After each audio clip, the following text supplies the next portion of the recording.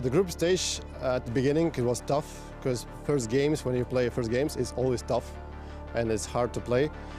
But then we adapt. We didn't expect that we will play that well second game against Astralis. We thought that it was going to be a harder match, but everything went good for us. I know that crowd in Cologne is wonderful, something special.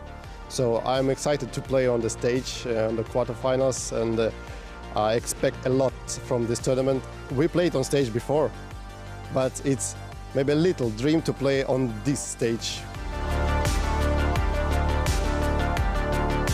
The stage here in Cologne is, or the whole tournament in Cologne is the biggest one in the entire year. It was that last time, and I think it's going to get even bigger this time. So this is what like all the players really work hard to come, and we're really happy and relieved in the team that we could come here and play in this big arena. And the fans last year, there was something else. There was like, this only happened here before. We're going to play Gambit in the quarterfinal, but I think that we are the favorites. We can't deny that, but also Gambit has shown really good results, so we can't really take anything away from them and we can't underestimate them, but I think that we will win.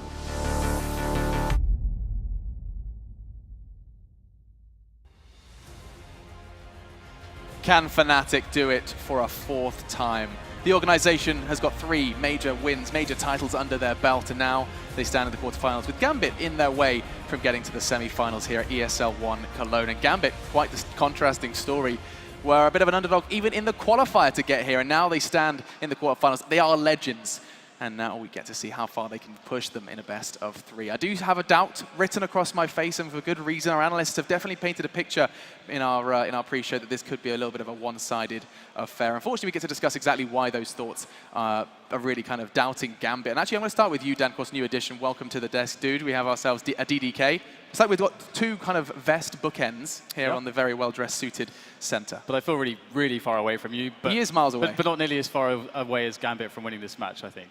Okay. A new challenger emerges. Okay. Dan coming in hot. A wild DDK appears. Well, when he goes in, he goes in. So, where is that doubt coming from, Dan? Well, the thing is, if you look at Gambit's history to this point, obviously no one really. I mean, they're a legitimate CIS team, but they're not, of a top 8 caliber that we would consistently expect. Because if you look at just from an individual perspective, the firepower is not quite there. And when you look at how they got to this point, they won 2 Dust 2s, a best of 1s, and I mean they did it against a team with a stand-in. They did it against a CLG which is being gutted away from the best player. They've got a coach as a stand-in as well, so that's how they've arrived to this point. So they are yet to be proven, I think. And proven in this event, what I actually want to take opportunity to do is, while we have the esports historian in my presence, is actually ask you a question surrounding Mr. Hooch. Everyone's in love with him in the interviews. He's got so much passion for the game. Now, he's getting on in years. He's definitely one of the veterans of the scene. I'd like you to let me know, like, where was he way back when in Counter-Strike? He's no new face. No, I mean, basically, Virtus.Pro used to be famously a Russian organization, and it was always Russian teams, actually. And so if you go really, really far back in time, that team actually came around in 2004. Oof. And around 2005, they got this young, up-and-coming talent, because it was famously a team that would change the 5th player a lot when they didn't have success. And it was Hooch. And he was a guy where he was actually brought in to be like the simple of his day, you know. He was going to be like a fast-stopping guy, purely there for skill alone. He's going to play this role. So he came in. These teams, they were always very, very talented teams, but they always struggled to have the style and the consistency to make it deep in tournaments. They never had the big tournament finishes when he played there. But he's one of those guys where he just never stopped playing Counter-Strike. Like, even if he took a few months off, he would always get drawn back in. He'd come back into another team. And interestingly enough, over the years, he actually transitioned to becoming an in-game leader instead. And instead, what he would do is he'd go out there and, using veteran savvy, he'd look for the other people to bring in. Who'd bring this guy in and this guy in? Like, this was actually the first guy, years and years ago, he now plays with him, to come to me and tell me about this guy, Dosia. And at the time, Dosia was just this guy with pretty hot aim, but I remember watching him going, yeah, but hasn't got the best decision making. You know, he may be a bit of a hothead in terms of how he plays. Maybe this guy won't make it. And he basically told me, listen, I've seen a lot of great players from Russia, okay? I've seen like great AWPers, amazing. He said, this guy is from God. And at that moment, I was like, well, got to take note of that, right? And I'm not joking. Within a year or two, Dosia was absolutely one of the most skilled players in all of 1.6. And at the start of CSGO, didn't Dosia have quite a hot start, Janko, into the world of Counter-Strike Global Offensive? He had a pretty solid beginning. definitely. He was a part of, I think it was the Virtus.Pro lineup first with Angel. I think that is the first lineup that beat NIP. Yeah. That's the lineup that broke NIP's 87-0 legendary record. So one of the hottest players in 2013, a really skilled player back then, known for being the star of that team. And we talk about, you know, these veterans of the scene. My question then to you again, Janko, is regarding Fnatic. Veterans of the scene, surely. I mean, if you actually rewind the clock, when did these guys start showing their faces? I mean, this is not necessarily, you know, hooch level history here. No, it's pretty much the opposite of it. They are mostly players who emerged in CSGO, maybe some of them late CS 1.6, and the only player who is known maybe a bit longer than that is Dennis, and similar to Hooch way back, a bit later though, 2009, 10 maybe, Dennis was brought into the SK lineup, which featured some of the best players in Sweden as the hot new prospect, but didn't really work out for him there. So he as well probably made the real name for himself as a star in CSGO. Other players like Flasha, JW, they were the part of the Epsilon lineup that was, you know, known for their success at DreamHacks and so forth, but they really came into the scene with the addition of Pronex and that 2013 at the first major, the miracle run, beating NIP in the grand finals. And of course, that is a great discussion that we will continue to have. I mean, we've got to continue to set the scene of just how strong Fnatic are. We have to dive into map vetoes, where Gambit will catch a break in a best of 3. All of these points will be hit in just a moment. But first, the teams have to get themselves on stage. They have to get that mouse and keyboard in their hands. And before they do that, they have to fight their way through the Lanxess arena. So without further ado, it is once again the 3-time world champions Fnatic about to meet the crowd.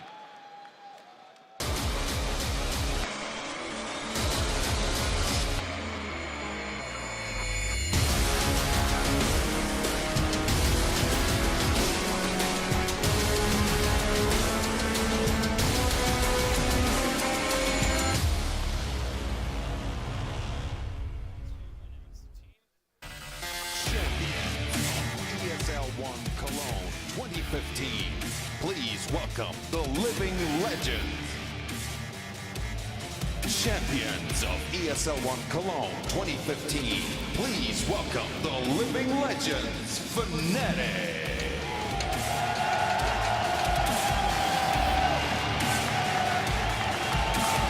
I'm proud of you. You bit your tongue. It wasn't that relevant to the particular discussion, so 2011, 2012. What did you say, 2012, right? He said 2009, 2010. And there he is, Mr. Olofmeister himself, walking through the Lanxess arena. You can see the crowd is always excited to see Fnatic. And we, of course, are excited to see how far they can get, climbing their way towards the stage.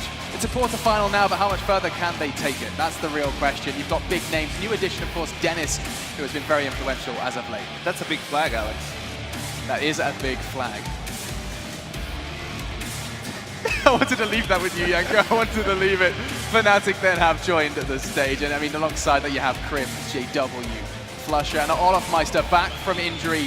And it does seem like they've found their confidence once again. All smiles for the Swedes as they look to try and battle to the semi-finals. And who stands in their way? We've been talking an awful lot about their history, but now let's see how they are in current form. It's none other than Gambit now to meet the crowd.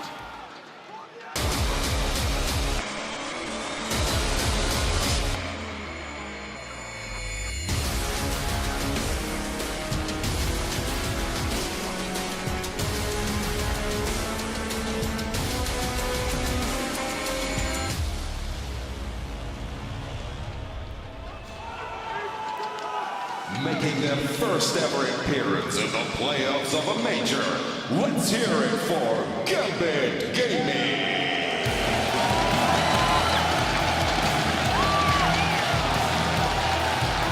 Simple has already demonstrated previously that passion can get you far. Now Gambit have an opportunity to try and prove that once again here in Cologne. On front of there you see Hooch. Already has had so much passion. Every interview he is itching just to get back to his team, his friends, his brothers in arms and continue the celebrations. We'll be seeing if they're celebrating tonight here in Cologne. Of course, standing in their way is Fnatic. It's no easy task and it's going to be a question of confidence, truly, whether or not they can come through into this one. Such underdogs, and perhaps that could be giving them that advantage against what is undoubtedly still a slightly hamstrung Fnatic. Not the Fnatic we have seen in previous majors. I'll be talking to the desk in a moment. But first, the talking will be done by none other than Paul Red Eye Challoner, who's hanging out with some very happy players on stage. Indeed, yes. Some very happy players who probably actually just want to get on with the game. I'm sure, Olof, always difficult when you get to this stage. You've had a tricky group stage. How much has that taken out of you? Well, of course it was tricky, but I think we did fine, and we have a lot more to give. In terms of playing Gambit, a little bit difficult playing Gambit because we perhaps didn't expect them to get through to the quarterfinal. I don't know, that group, I think we were ready for them to go through in that group, no doubt about that, but I think we shouldn't underestimate them, and we will be fine. All right, okay, good luck. Hooch, I just want to grab a quick word with you.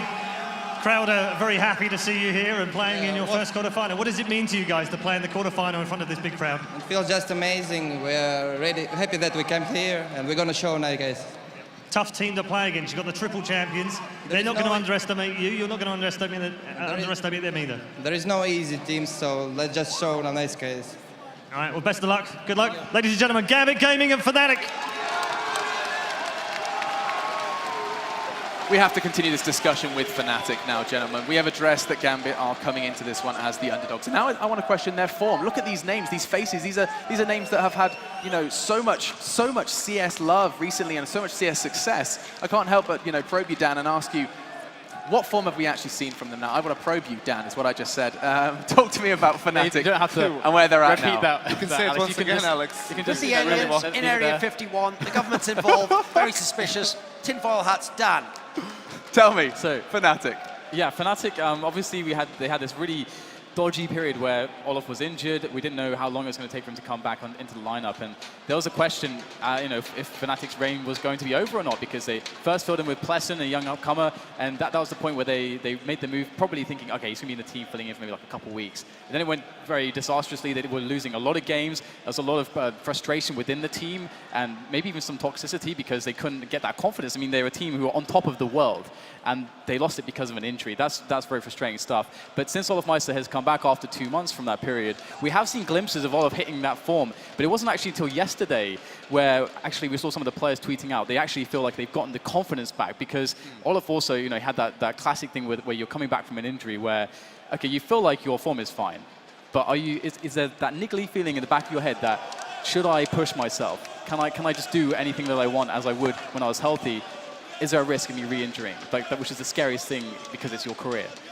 It does seem like there's a really interesting discussion that we hit more often than not, actually, Duncan, about confidence and its relation to play. Okay. Olof Meister comes in this one, he comes back from the injury with this lack of confidence, and it's affecting his play. It's so hard for us to quantify on the desk, though. I think I have an interesting way to tie this into I think I have a perspective on Fnatic no one else seems to have, actually, which is everyone else looks at Fnatic, and because 4 of the 5 members won 2 majors last year and were one of the best teams of all time, and 2 of the players have won 3 majors and have been one of the most successful players at the majors, everyone looks at them like, oh, this team, they are the champions of majors, they'll do it again, they always know they can make it back there. This 5-man lineup has never won a major. This 5-man lineup, when they put it together, I actually looked at it and was like, I don't think this team's going to be as successful as the one before, because yes, individually they got more skill. Dennis is a much more skilled player than Pronax. But actually, Pronax's reading of the game and the way he used his players, what was great was he had kind of like a relationship with guys like Olof Meister where he gave them some room to like show their genius as individuals, but then he would also tie them into a system. And when they came into this Flusher era and then Vugo in-game leader, they actually very much went to more like an Envious style where it's just in-game players trying their individual skills, doing what they want, and if there's some synergy, cool.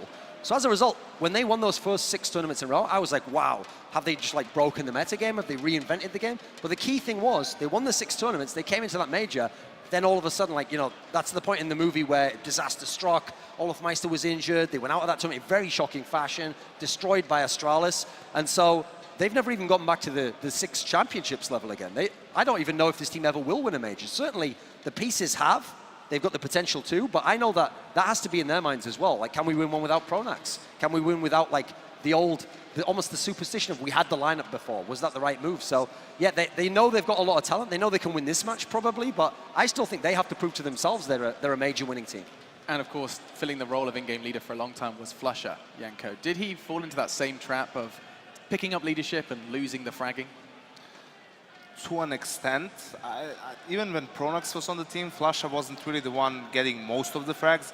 I feel that he's one of the smartest players in the scene, one of the players who is a great example of how you can use your positioning, timing, and your grenades to put yourself in favorable positions and not just raw aim. So the style that Fnatic has, a lot of it has been inherited from the Pronax era. I mean, the fact that he left as the in-game leader doesn't mean that they're simply going to throw away everything that they've done in that particular lineup. So they went a bit back and forth. It was Flasha for the longest period, then they were trying it out with Vugo for a little bit. So it has suffered to an extent, but it has mostly been Olofmeister who was leading in the fragging department anyways.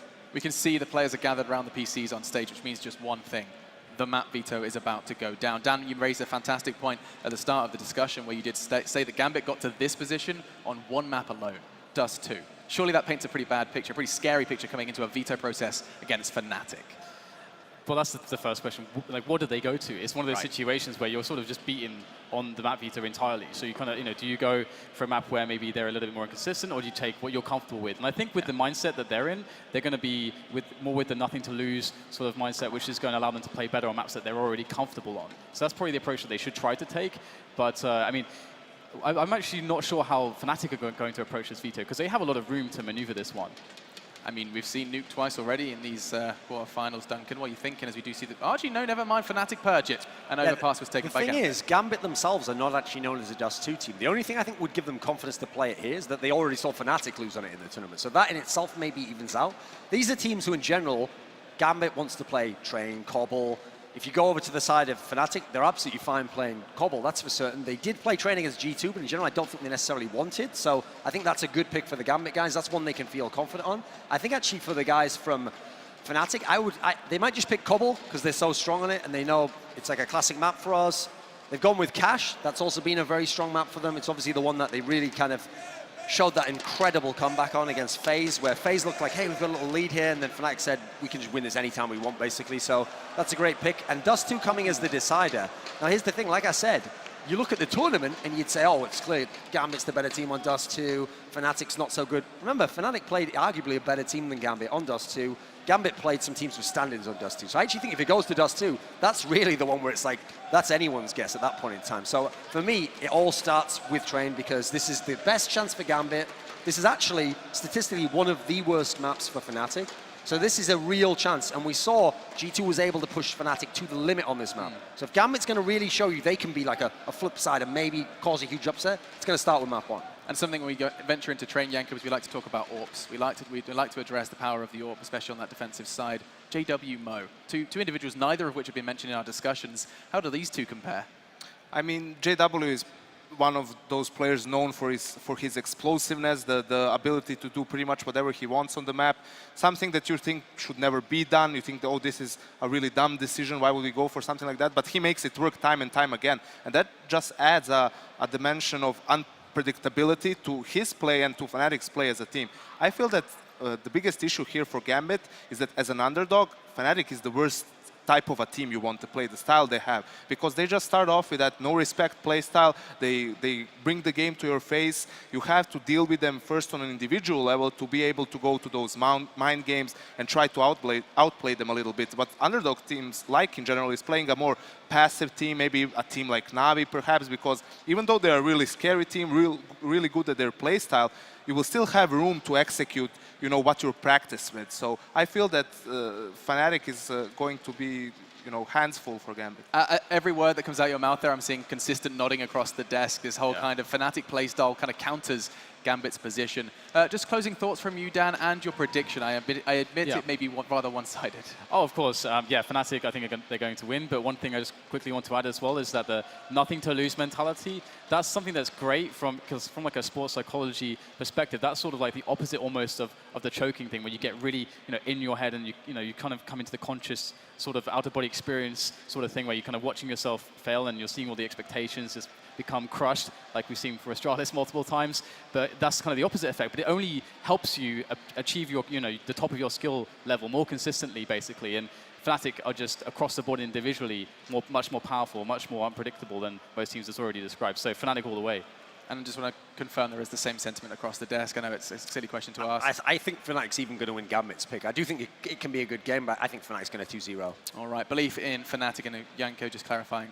Yes. There we go. Okay, you never know. You might have some belief in Gambit, some unfounded belief. There's no doubt they come into this one as underdogs, and we've already discussed the strengths that they may give Gambit as we do dive into our final game of the day. It's a best of 3, and Gambit do have to really prove show us what they're made of. We'll find out in just a moment. We're going to take a quick break. When we do dive into our first one, though, it is going to be spectacular. Train is the map, and it's going to be none other than the Swedes Fnatic versus Gambit. See you then.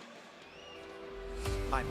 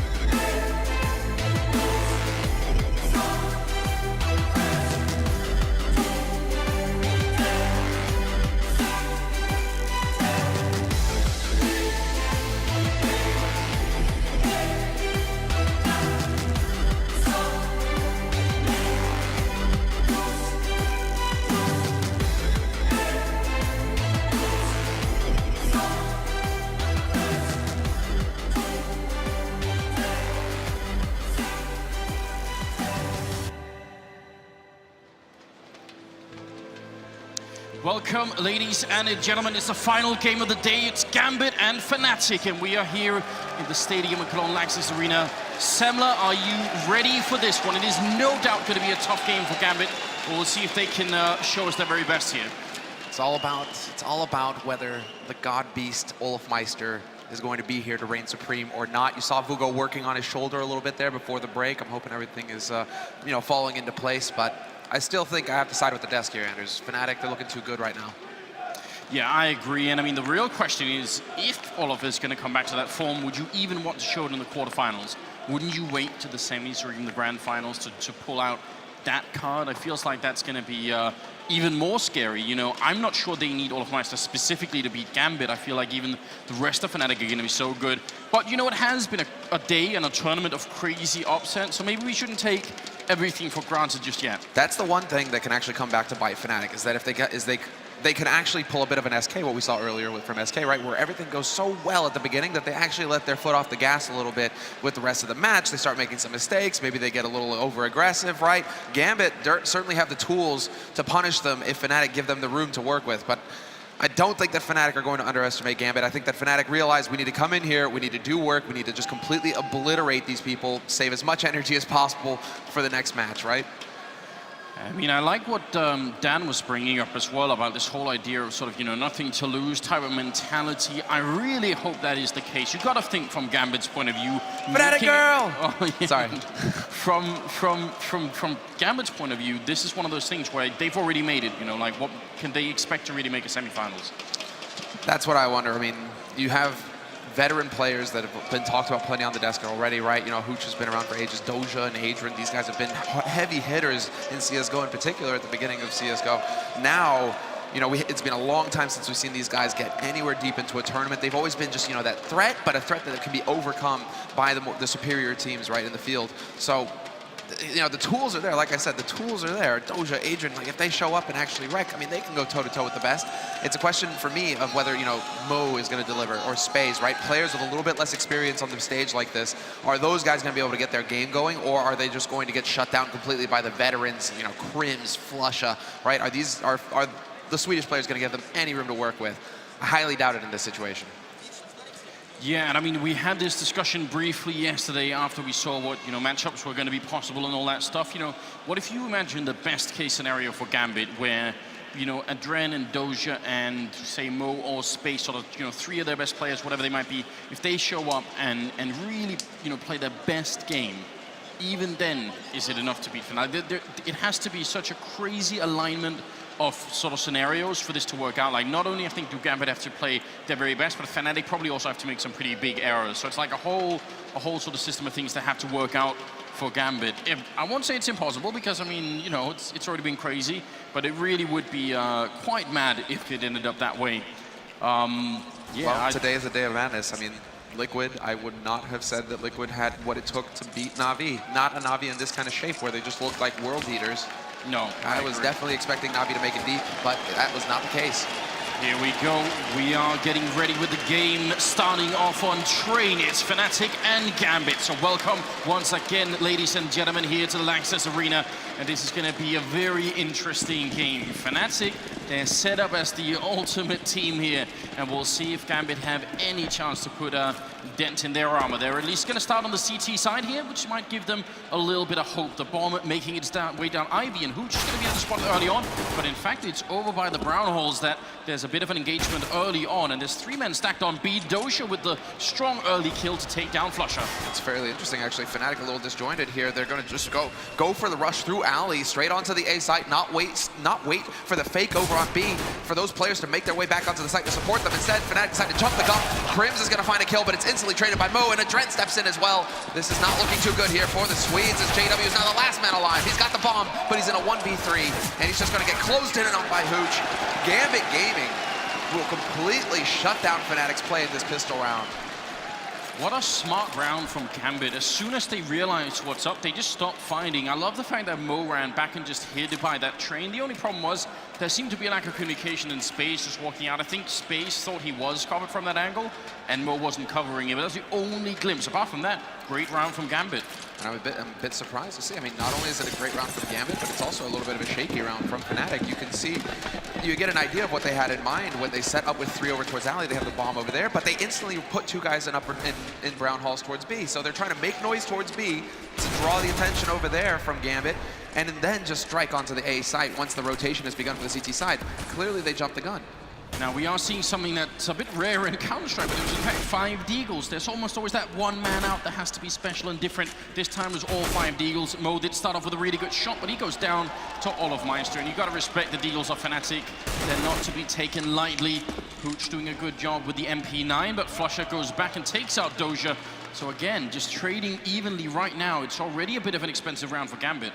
This is the style of Fnatic that just works so perfectly, right? They have those individual aimers that will just start pulling that defense apart as they get kills. Flusha gets his kill on the B site. Instantly, Adrian has to rotate over through Connector, and Spaze even doubles up in Connector. They don't know where it's coming from. They did just spot JW, though, so the timing works out impeccably there for Spaze. So that drops the bomb on the A site. Fnatic are now committed, and Gambit can now just bolster that defense. All 3 players are ready and waiting here for Crims and Flusha to make their appearance. Try it on the other side, but no problem for Hooch there, and Flusha going to be going down. So Gambit only losing the 2 players, one of those rounds that could have been much worse, and you can see that Fnatic are playing it a little bit slowly, a little bit hesitantly there, and Gambit aren't giving them nearly any chances. They're really trying to make sure that there are no freebies here for the Fnatic team. That's going to move into a round, because they haven't got the bomb plan yet at all, that's going to feature just Glocks. Just Glocks, hard eco, no joy here for Fnatic. And I imagine a B-rush as well, just trying to YOLO out onto the lower ramp, get that bomb plant as quickly as possible. 4 players making their way now, JW heading over towards alley. And actually, no, they are going to be splitting up a little bit more. That smoke, that aggressive smoke coming out from Doja is going to just deny early access to the halls here for Fnatic, but eventually they'll be able to make their way over there. JW has now served his purpose. He showed himself over at alley. He can start rotating back over towards his mates. Doja was initially playing a little bit aggressive on the ramp there, but he's not going to risk too much. Just ends up falling back, and again, these Glocks at range, it's really hard to get consistent kills with them. Space is also playing fairly aggressively, so I kind of like this in a round like this one, because you want to make sure they don't get the bomb down. There's no reason they should get the bomb down when they don't have armor and only Glocks, and you can be reasonably sure that's what's coming. So Space being aggressive by Forklift a reasonable idea. He's going to fall back, I think, maybe getting a little bit paranoid there. Yeah, I'm pretty surprised to see this slow pace from Fnatic, actually. They really are taking their time. Mo's going to find the kill on JW, but he was already tagged up, and Fnatic, with JW fallen, they decide to try and make something happen here on the A side, but it's just not panning out for him. Flush is now the last man alive in a 1v4. They've secured 1 kill, and that's all they'll get here with this hard eco. No bomb plant to give JW that off, and really not a whole lot of money to work with either. They definitely would have liked to have had that AWP in play. Olofmeister could go for a glass cannon one if they want. Maybe. Yeah, and he is actually just going to go straight up glass cannon. Okay, then. Yeah, and on Train, there are so many ways to use it where you are at minimal risk. And just to reiterate again, in case you're a new viewer or anything else like that, the risk of not having armor, especially on the terrorist side, is running into grenades. They do so much damage when you have the Kevlar, so that's one thing Olof has to worry about. He's actually going to make his way fairly quick into main, which is exactly where he could grenade it, or just straight shot to the chest by Mo's AWP. And now this is a very important start here. If they can break Fnatic already in the 4th round, Gambit are going to be off to an interesting start. It's just a matter of split seconds sometimes. That's what it comes down to. Olaf had the right idea, but Mo had the angle, and now Doja. Contrary to what most players would say is the correct play to make in that sort of scenario. You're a man up, now just sit and wait. No, Doja says, no, more aggression. We're not going to show any respect to Fnatic, actually. We're just going to go ahead and take the fight to him. Mo gets legged. That's a return shot. And Dennis with the 1-2 combo. The leg shot and a head shot from Dennis. Now they definitely need to do what you just said. Now they've been warned of what happens if you keep fighting Fnatic. They are individually at such a high level that it makes no sense at all to try and fight them right now. Just wait for them to try and get the bomb plant down. They only have about 50 seconds to get close to the site. Doja is in a position where it's a bit of an off angle. In fact, people don't usually hang out there. Now he's rotating back to a more normal spot. Hooch waiting for JW to make his move down here. And as soon as he does, if Hooch gets the kill, the game is going to be up. Although now they're rotating back out into the yard. JW picks up a kill, and Dennis as well. And it might be crumbling here for Gambit. They were off to such a strong start. Space picking up a really strong kill, making the 2-on-2, but he's getting shot in the back. Dennis picking up that 1 triple for him. And it will now be all on Doja. 1 versus 2 here. And Flusher and Dennis, they can just hide for days. Yeah, it's that hive mind kicking in, right? Draw attention. In the meantime, you're going to have that hamstring coming in from the other side. Flusher just looking for the duel. He shows no fear facing Doja. He knows exactly where he's coming from now. And Doja realizes the game is up. I have to make the move. I can't just hang around and hope that Fnatic are going to peek into me again. I'm running out of time as well. And, well, doesn't really matter when you're dead. Flusher finds him once he gets out into the open. And that's the first round picked up here for Fnatic on their T side. They didn't waste too much time either. So 3-1 to score. And Gambit, they don't have the money to buy. That's such an expensive lesson for Gambit to have learned, and one that they knew already. So that's just horrible. You get the first 2 kills, and you sort of keep fighting, you keep peeking in, and it just all crumbles. That's something essentially that Gambit did to themselves. So Fnatic are going to be happy about that. But in terms of Gambit's confidence, that's gonna cut pretty deep, I think. No, that's exactly it. That's what they're worried about right now. And wow, the aggression coming in here from Upper Dark. Flusher, he's going to be in position to hold it, but he gets headshot, has to back off. Does he have somebody there to help him? Yes, Crims and Dennis both rotated in to watch their teammates back. And so they do survive momentarily here, Fnatic. Flusher on 6 HP, he's going to get that bomb, and he's just going to regroup with his teammates. They know what they're up against now. It's pistols that they have to deal with, and so the key here for Fnatic is to just group up, make a bit of a death ball, and just rush out onto a site. Don't want to give those pistols time to trade, make their way away from with a gun. Life could get a little bit difficult for Fnatic if they allow Gambit to find some firepower somewhere, but it's just not happening. Dennis with the pick on Hooch. Yeah, and I don't think Doja could do a lot here. Without the armor, the aim punch does actually do quite a bit of damage and takes down Olofmeister, who should have obviously got that kill. That gives up the AWP, but he can't even get a chance to use it. Crims, a little bit too excited. Takes down JW. So, I mean, Fnatic losing a couple of members, but overall going to win the round. And I do still like the attempt from Gambit. I actually think it's quite a cool idea. You know, they knew that they would have had no chance in that round anyway, so just trying to rush into Whitehall's there from B, I think that's a reasonable idea. Could have worked out. Yeah, throwing in some aggression. And it actually does, you know, force a little bit of stress here on Fnatic's economy. 2 of those players dying in a hard eco scenario. That's not exactly what Fnatic are looking for. 1, okay, fine. 2, that's getting into the realm, well, of the unforgivable. You really don't want to be giving away 2 kills to a hard eco like that. So, a little bit frustrating for Fnatic, but they should be able to shake that off fairly easily now. And they go straight into a default setup now on their T side here in this round. Spread out across the map, and they're like, right, Gambit, if you want to get aggressive, we're just basically going to cover as much of the map as possible and try and catch you when you do it. See how this round works out. If Gambit get the entry frags, if they can, or the opening kills, if they can sort of learn to relax a little bit more. If Fnatic get them, it'll be interesting to see if Gambit can muster a retake against the Swedish team, because that's going to be so difficult, I reckon. Olofmeister is down here, and Hooch is on the other side, playing just a little bit with fire. If he peeks too far, he could be out of the round immediately. It's perfect here for Hooch. He knows exactly the distance, right? He's not peeking all the way down the alley. He's just peeking about halfway. So if somebody's trying to lurk their way up, he's not fully exposing himself to just this kind of scenario right here. We'll see if he gets impatient, though, and decides to take the risk, because Olofmeister, he's very patient, not actually falling off that angle. He wants to find the pick. And with 50 seconds left on this clock, that does not leave Gambit a whole lot of time to get the information and figure out where Fnatic are coming from. Fnatic know this, so they're waiting for some kind of aggression to come out of it, and there you go. But Olofmeister misses the shot in the meantime, and Hooch will win that duel. Now, that's interesting, and I wonder what it does to Fnatic's push, because I think they were actually going to maybe try and rotate back to A now. Adrian also picking up a kill there, taking out Flusha now. 2-for-0 trade again, and this is a round that they must be able to close out, and looks like they will. Space and Mo both coming in with a shot. Crim's doing a lot of damage there, but he couldn't quite follow through with the kill. He's also alone with 17 seconds to try and get this bomb plant down, at least for his team. And they do need the money, Fnatic. They actually need this bomb plant to continue on. Crim's fighting, 8 seconds now. Not going to be good enough. As soon as he plants, he is out of the round. Mo to pick up that kill. Double for him, and a 4th round for Gambit. And that's going to do some significant damage to Fnatic's economy here. A little bit scary for the Swedes. Yeah, they're right on the edge. There's the time when I would say this was good enough for a buy for Fnatic, but now I'm wondering. Well, to bring up that point, this could be sort of a way to sort of almost measure Fnatic's temperature here, to say how confident are they feeling. If they feel real confident, then yes, they buy, and they just say, because on the other side, if we bring up the scoreboard here, Gambit have almost no money either. So if they were feeling really confident, it looks like that's exactly what Fnatic are. So this is a very good indication into the mental state of Fnatic right now. We'll see if this is going to be rewarded. And I'm curious to see. It's looking like some early aggression towards B halls. They've been going A quite a bit here, Fnatic. So when were they going to start to swing to B? When were they going to start saying hello to Doja early on? Adrian's there as well, and Gambit are pretty much set up in their own form of default hold on the CT side. It's only that Fnatic, they're just going for a quick change of pace. They're rushing right out onto the site, and so far the defense held. 3 kills for Gambit, 2 for Fnatic, and Fnatic should be able to get the bomb plant, but it's stuck on the lower ramp. Flush has to create some space here to work with, and he's going to find space. They weren't expecting Flusha, and they couldn't have known that. He actually ran through the smoke on the high ground, and nobody in the site saw him, so that's a really big problem.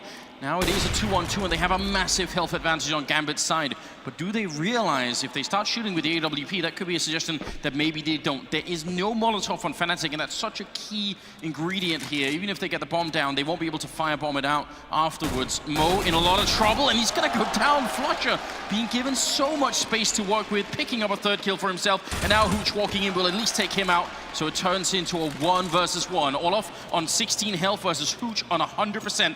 1 shot or 1 grenade would take Olof out of this round, but it is not done yet. Oh, it's so frustrating for Olof as well, because that was he was in the perfect spot to bring that op to bear, to look towards connector and find the last man, but instead he has to just go for the plant now and hope that he's going to be able to just hold that long line on Hooch. He's still worried about Hooch having rotated back through connector to Pop Dog. So Olof now, he has no idea where Hooch is coming from. This is such a difficult position to play from. He has to kind of just like play the angles, and he has no incendiary or smoke or anything to actually make this life easier. It's only a single flash. Yeah, but Hooch does, and Olof, he can't walk into the fire here. If Hooch puts the Molotov on high ground, that's the round. He has the kit as well. Olofmeister right on the edge. He's going to walk out and take down Hooch. And Olof going to win the 1v1. That's a huge round here. The Gambit definitely shouldn't have lost. The main factor was just the amount of space that Flusha managed to take, and also partly that Gambit gave him. No, that's textbook stuff, right, from Fnatic, right? You need to get a terrorist up to the connector. You need to be catching out the CTs before they can start pressing you back onto the site, up into the hallways. And Flusha, just in true Flusha style, right? He just infiltrates the defense and opens it wide up for his team to play with. And well, now, Fnatic, they took a risk in the last round. They went for the force buy. It's paid off perfectly. Gambit are the ones on pistols now. Gambits are the ones who are trying to save the money. And Fnatic with the full buy. So this is the chance now for Fnatic to just completely take control of this first half. It's ridiculous because 2 of these 3 rounds that Fnatic have right now should have been Gambits, essentially. So it should have been a very different scoreline. But you give even an inch to a team like Fnatic, and they will absolutely wreck you with it. A good kill for Doja, but in the meantime, over at the B side of the map, where Dennis is sneaking with the bomb and Crims is already on the site, Mo is the only one defending, and backup may have been called for, but it is not going to get here in time. Crims will be taking out Mo, and that leaves just the rest of Gambit. Not really anything they could do at this point. Not a whole lot apart from push Doja away, try and get him back into CT or something along those lines where he is set up now. See if you can hold on to that AK. Maybe you can get some kind of hero AK play going in the next round that can make the difference, or at least make life a bit more difficult for Fnatic. But right now, Fnatic, they're set up and they're willing to just sit and wait. They know they're up against an eco. Hooch eventually finds the kill on Klesha. Crims pushes aggressively, takes out Doja, finds the kill on Space as well. And now it's just Hooch alone, and he can't even make his way across the site to actually pick up that AK. So Gambit, they kind of lost out in this situation, I'd say. Still 2 kills, but they might have been able to save a rifle as well, and that would have been huge for them. Yeah, any little bit is helpful when you're on the CT side and you are down in economy, and that's exactly what they are. I mean, they could buy rifles in this round, and they will, but it is going to be just on the edge, and it will just create a huge lack of grenades here on their side. So if Fnatic slow play this round, Gambit are going to end up using all their grenades by the 40 second mark, and that's going to be a really big problem for the defense. Yeah, that CT side is so dependent on grenades to cover the choke points, to make it more difficult for the T side to get anything going towards bomb sites. And well, Fnatic, they're well aware of the situation now. So what they're doing is, well, they're not fully aware that this could be a buy, maybe a half buy. There's always the outside chance. So they're going to spread out across the map right now, just get that info, and then they'll know how to play it. JW is going to catch out Hooch. So that's a fine start right there. The man advantage now for Fnatic very early on in the round. And look at the mass amount of problems that's going to create for Mo and Space, who are now on the bomb side and have to just cover so many angles. And Mo, not even aware they're sneaking up right behind him. Crims heard that jump down. Mo going to pick up a kill on Dennison, turning around, not going to get the shot there. Crims picking up a double in return, and the round is pretty much done here. Adrian and Dozier left, and you can see they're already smoked out. The bomb is not quite making its way across. Somehow JW is getting stuck on the other side, but can't be for that much longer. Adrian running through the smoke, and Doja going down, so going to be a 5th round here for Fnatic. There's nothing that Adrian can do here. It's like, how many nades does Crims have? It was like 2 HEs, a Molotov, and then a flash, and then just Crims decides actually. It's much more simple when I get the job done with the rifle. Don't leave it up to luck, don't leave it up to chance. Just go in there and get the kill. We have sort of gone over this issue with the A-bomb side before, which is that if you only put 3 people out there, and 1 covering Ivy, 1 covering main, and 1 covering Pop Dog, if any one of those 3 people lose the initial fight, then someone else has to take over those angles, and it just doesn't work out. It's so difficult. You see Mo even got the kill there, but then he has to turn around and worry about Ivy, because that's where Hooch died. So it just is, it's a bit of a gamble to try and do it like that, but Fnatic are definitely coming back strong here. Well, this is where it gets ideal for Fnatic, because now they've really got that stranglehold going on Gambit's economy.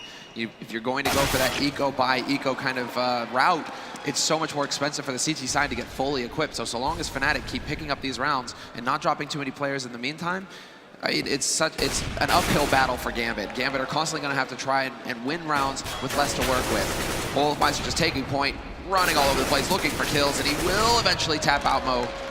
Doesn't know that Hooch is waiting around the corner, though, that there was an aggressive play coming in from Gambit towards Allian. So there's a chance here for Hooch to do a little bit of damage. Unfortunately for him, he steps way wide, and Olofmeister's going to find him. So 3 kills for Olof in that anti-eco, just padding his stats a little bit. And it's a 6-4 lead now for Fnatic on the T side here in the first half. It is looking fantastic for the Swedes at this point. Yeah, playing on the less favored side of Train. If you're already up to 6 rounds, you know you're going to be feeling very good, especially since you lost the pistol. So these are just all sort of rifle pickup rounds that even if you shouldn't have had some of them, the fact is you did get them. So I don't think they're really going to worry too much about that. JW with the AW here, Mo on the other side. Gambit need more rounds like the earlier ones where they get a couple of pickoffs early on and then try and build it into a victory after that. Rotating Adrian back into the B-bomb site here. Leave a bit of a gap actually upstairs, and Flusher does almost go down. A nice HE to the face, taking a little bit of damage. That's always pleasant. But again, it's a similar situation. Look at this. A minute 25 into the round, they have a single incendiary and a flash to work with here as far as utility is concerned for Gambit. And yeah, they've already dropped Mo to Crims. That was a boost with an AK. That is extremely rare. You know, boosting with the AW here that could get you a kill, but boosting with the AK-47, just a little bit more tricky. That's where you see Fnatic really starting to feel themselves, right? Right. unorthodox plays, fine. I'm feeling inspired right now, you know? I'm going to actually go for something just you never see, and it's going to catch Gambit completely off guard.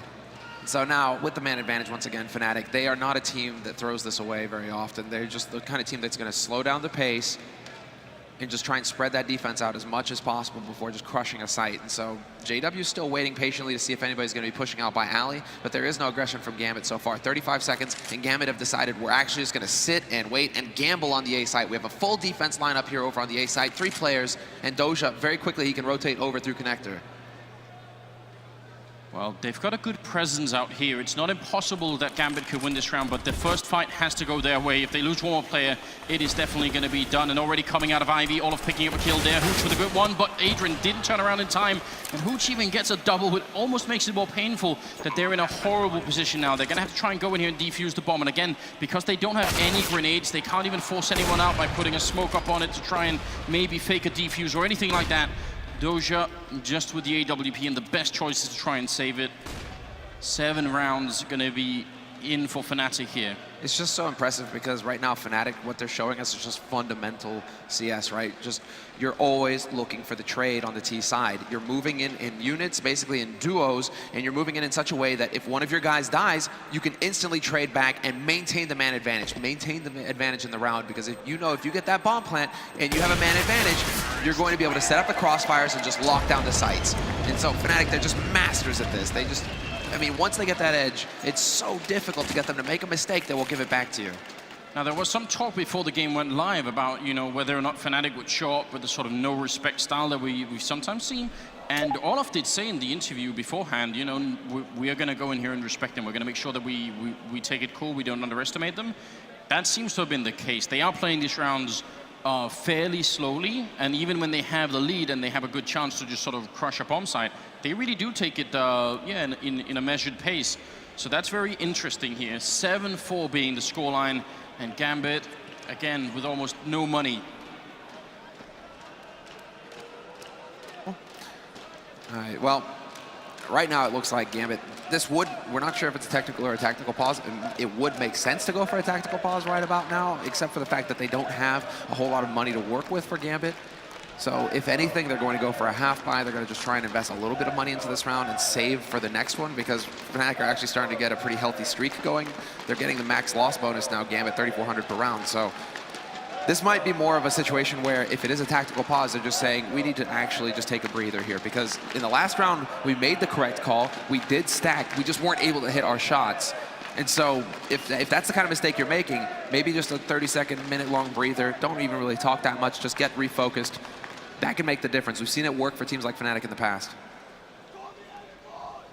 And I mean, right now, Gambit need pretty much whatever they can going their way. They don't really have money to buy into this round.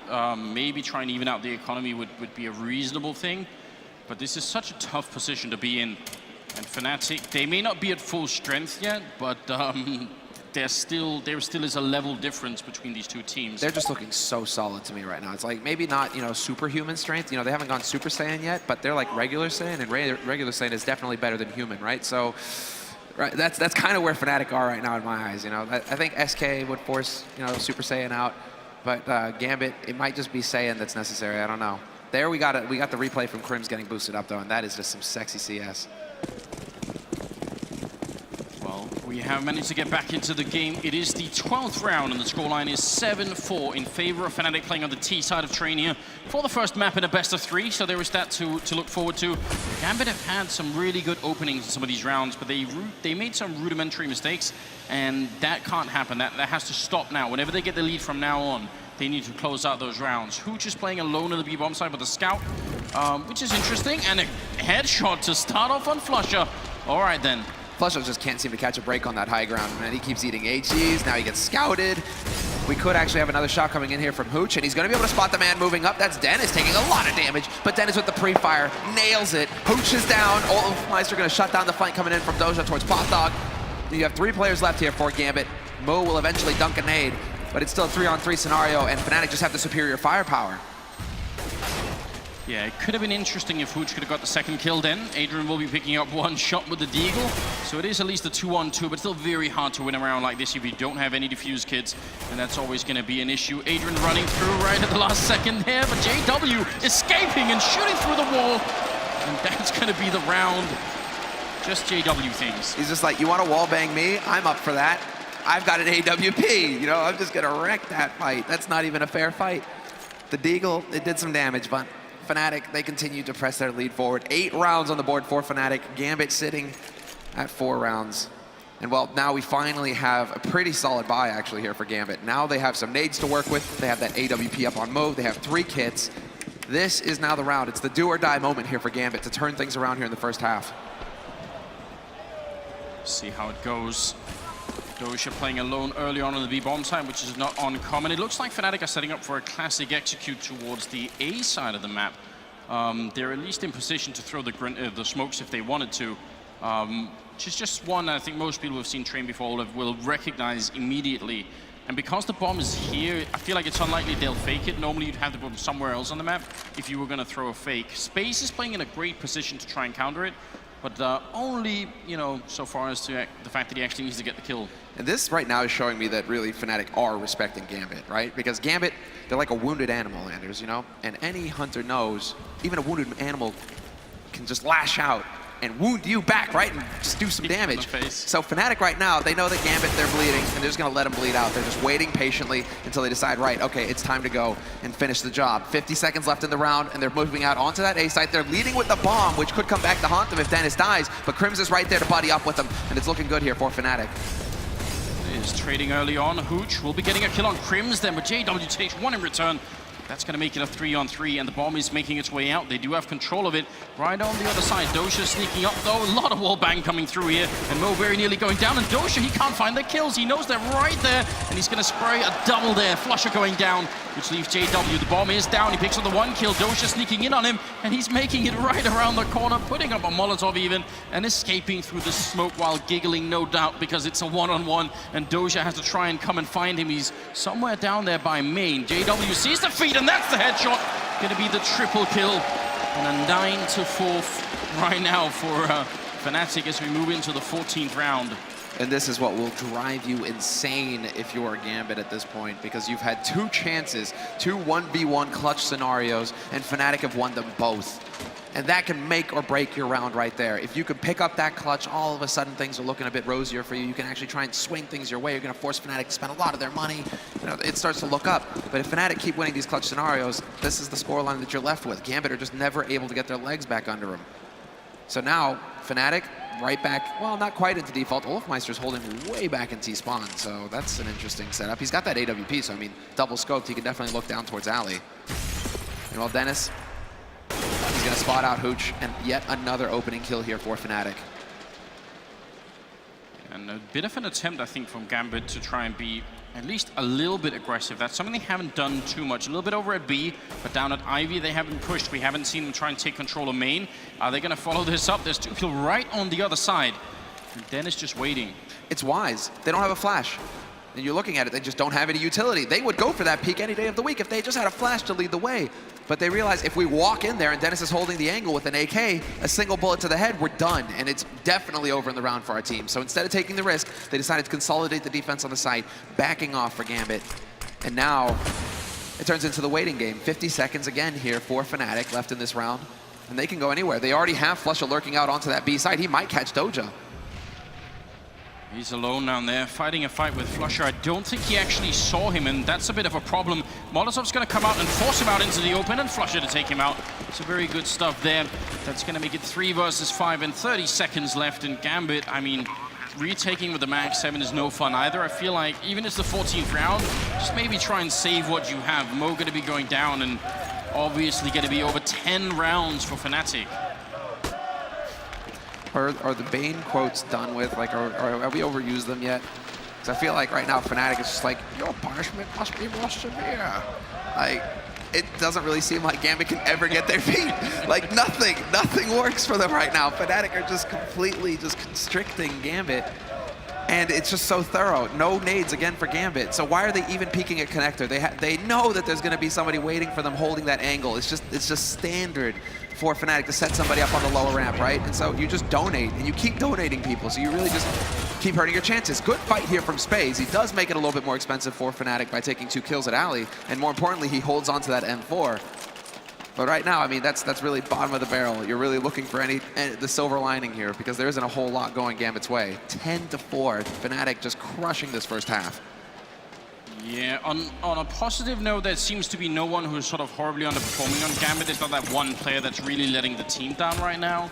But overall, I think they've just made some poor decisions early on. And like I said earlier, I think when you lose some of those rounds where you're playing 5 versus 3, it cuts so deep into the confidence of the team. You need to win those rounds early on. And Fnatic, they're just slowly winding up. I don't even think we've seen sort of the full extent of what Fnatic can do yet in this best of 3. And if it keeps going this way, we will end up at that no-respect spot where they just no longer care because they know they could do it. And there is the pitfall there, right? That's what happened to SK earlier, it feels like, versus the flip side where they're like, everything is going our way. We actually don't really have to worry that much. Enough of that, though. There is an aggressive push coming in here from Brown Halls. That's Gambit really trying to throw a fast one here on Fnatic, trying to get something going. Adrian's going to lurk his way up through the smoke. He's going to find Prims, but Prims shuts down his teammate. Spaze is gone. And they even know there's a third man there. That's a lot of information for Fnatic to go off of, and they instantly pounce on the A site.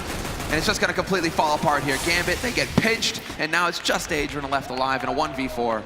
Quick play coming in from Fnatic. As soon as they get the info, they're acting.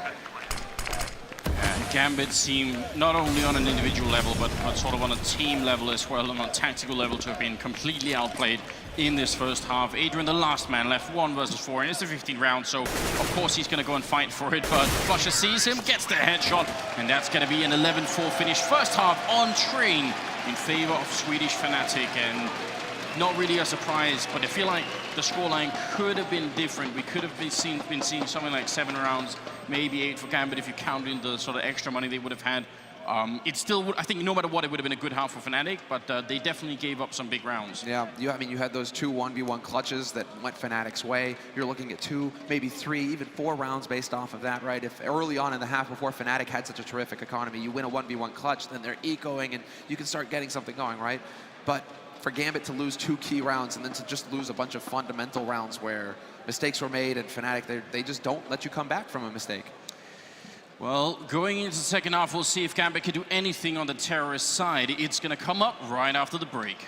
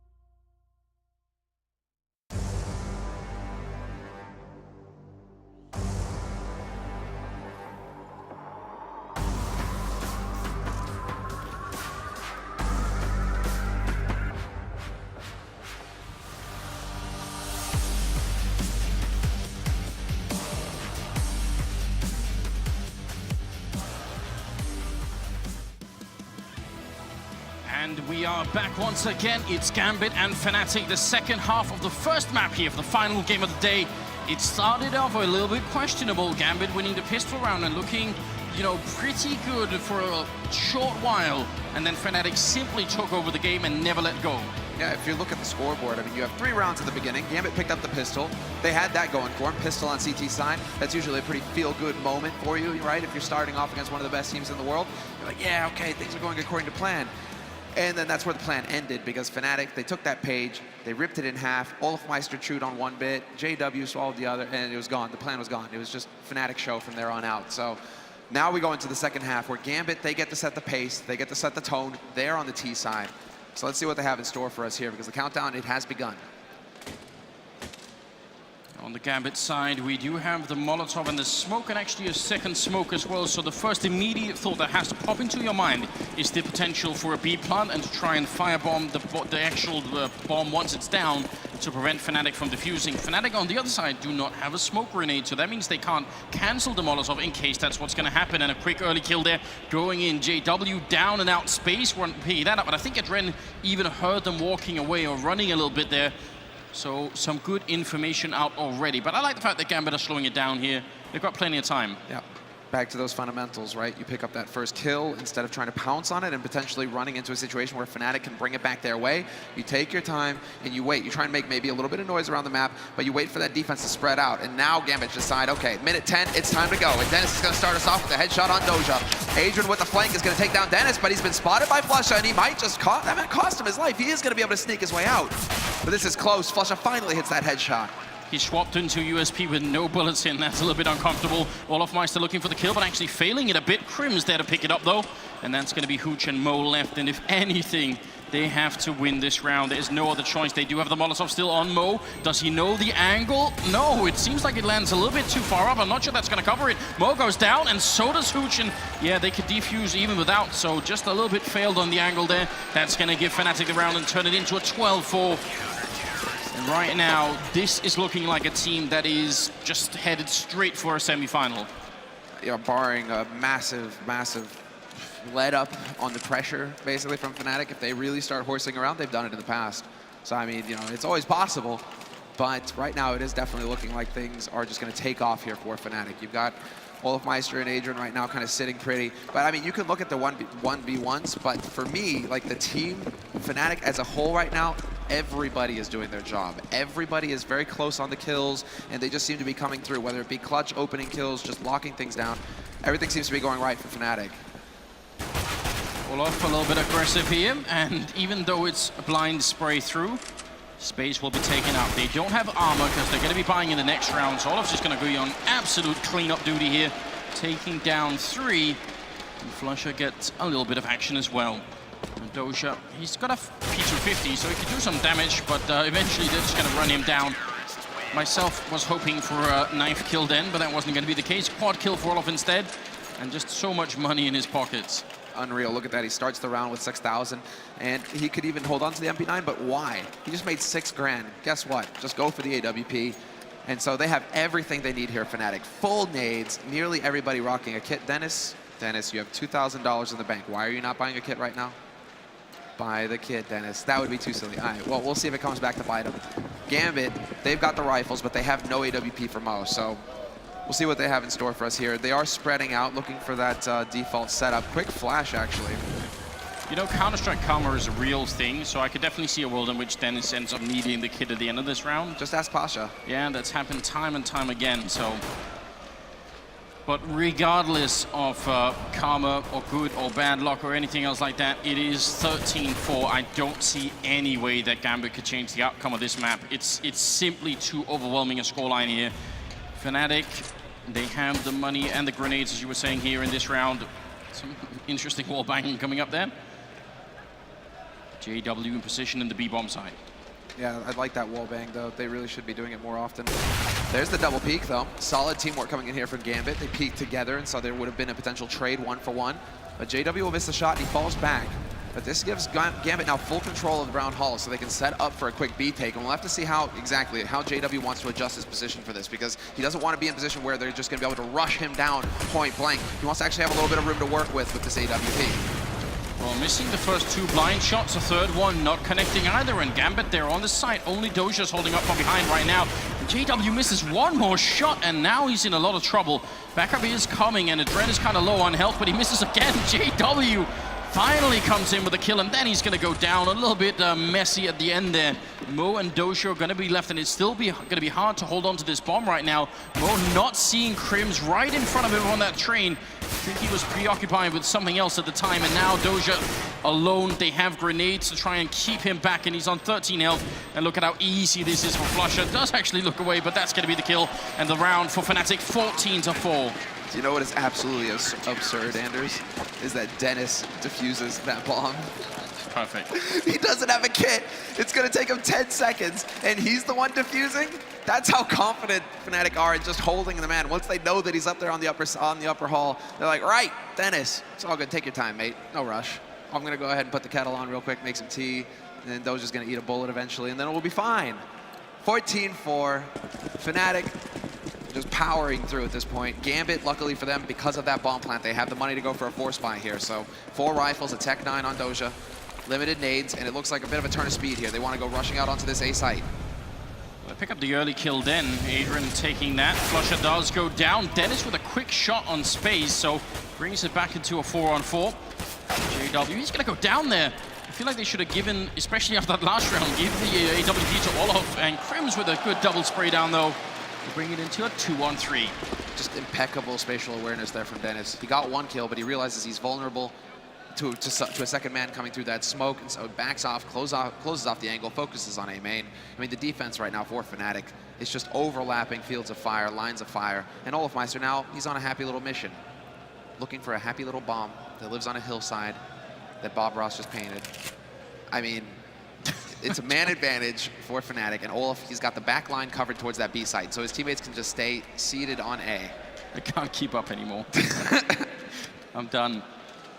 Mo and Adrian are going to try and see if they can head out. Dennis is in a pretty good position right now. He's probably only going to face one at a time, and with Crims also there to cover him, this is practically impossible for Gambit to break, especially because they only have 1 flashbang, and there's no way that's going to flash both players. Dennis there, actually failing the spray. That creates an interesting opening, and Crims somehow shooting a little bit too fast. Grenade, though, puts Adrian down to 11 health, and that's going to be a bit of an issue in a couple of seconds. 20 of them left right now, and it's a 2-on-2. They need to get in here and get the bomb plant down. You could see Mo, he desperately wants to, but he himself is just 1 shot from this Max 7 away from death. And Olaf sneaking in. Even if it's long range, it's going to be plenty of damage right now. It doesn't matter anymore. 7 seconds, 6 seconds, they have to go for the plant, and Olaf, he knows it.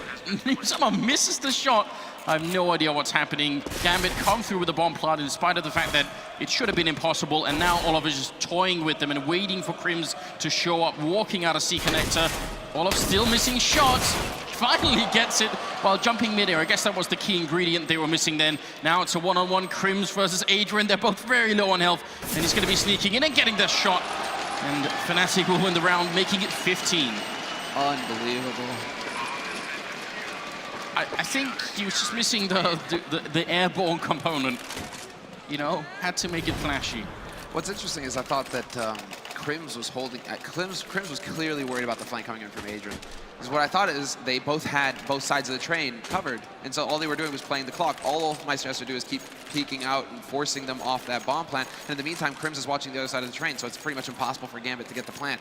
But Crims with the rotate through actually created an opportunity there for things to get interesting.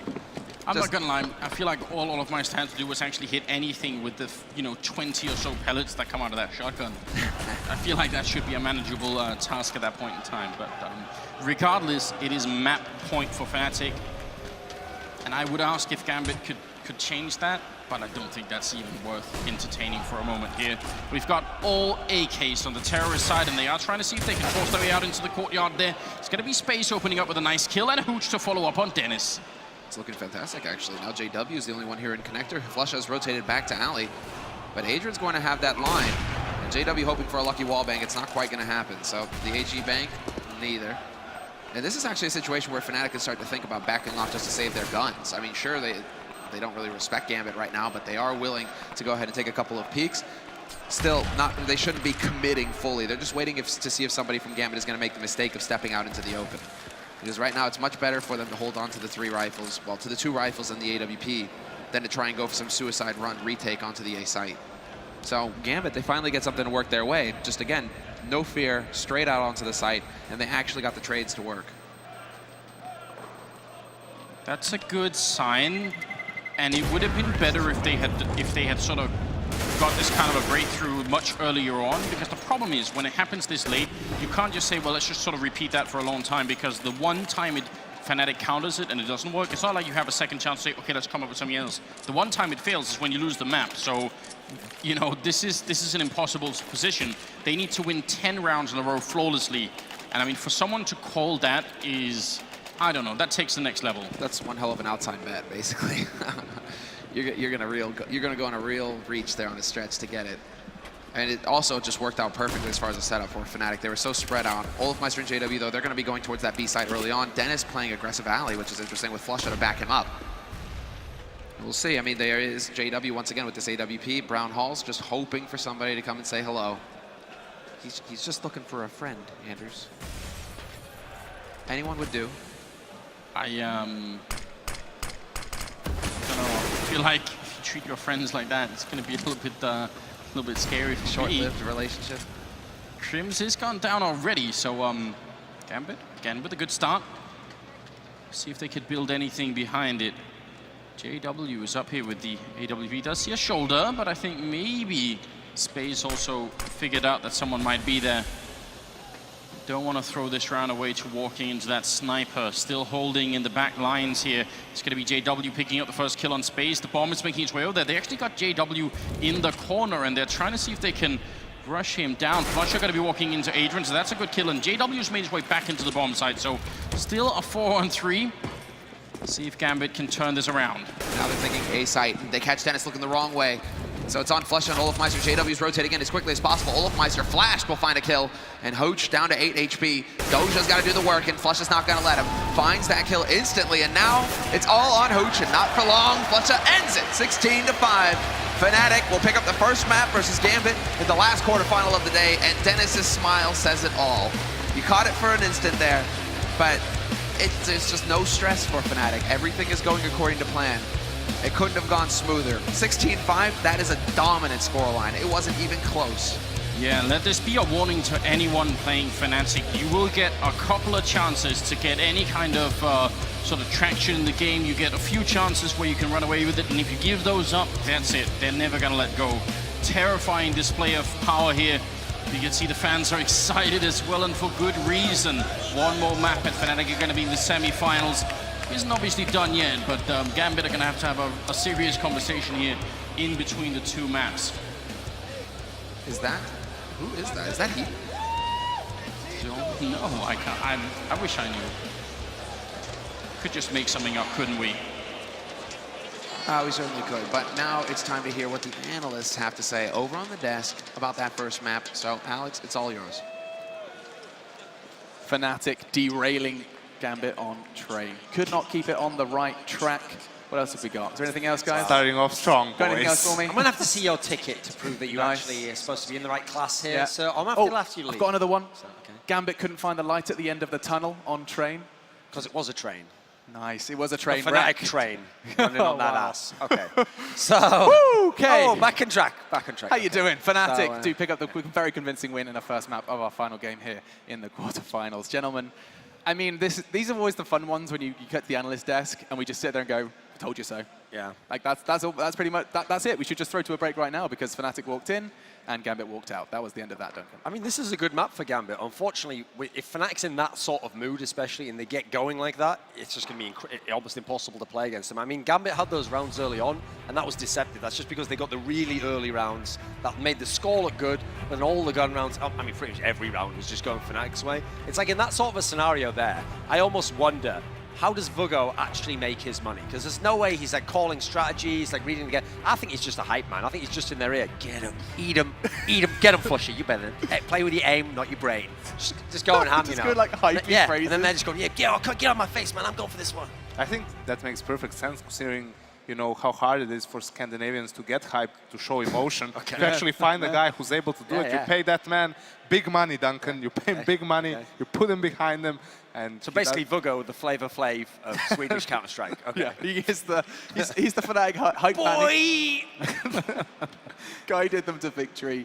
Dan, you know, we came into this one saying, Fnatic, you have to earn their respect. That was out of your mouth. You suggested that it was initially going to be pretty kind of disrespectful from Fnatic, and, you know, of course, air quotes, it's not disrespect directly, but in-game, it certainly feels that way. Did they ever get out of that phase? Were they ever forced out of that phase, or was it just that from beginning to end? The thing is, when you're, again, we highlighted it before, Fnatic's one of the worst teams to play against if you're the underdog in this situation, because they're the underdog not because of, let's say, lack of strategy or coordination or something. If you're talking about a team like, let's say, FaZe or something like that, where you know that they have really good individual skill on a good day, they can probably compete with a lot of the players for Fnatic.